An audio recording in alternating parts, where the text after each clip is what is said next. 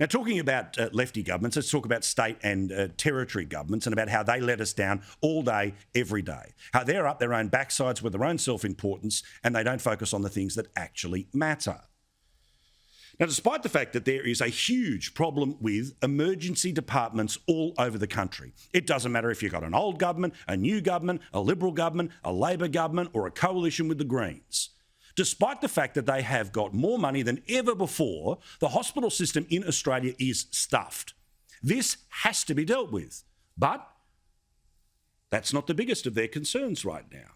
In New South Wales, Resilience New South Wales, which was a brand new thought bubble that was thought up by the former Premier Gladys Berejiklian, well, guess what? It didn't do its job in the Lismore floods. But again, not the priority of the governments today. And even in New South Wales, we hear that 20% of students are below acceptable standards when it comes to our schooling. Yet what was the priority in part today of the New South Wales government? The Attorney-General apparently wants to move away from criminal convictions for people who are caught with drugs. No, instead they should just get fines. In the ACT, they believe that all legislation should have gender-neutral language. These were all the announcements that happened today.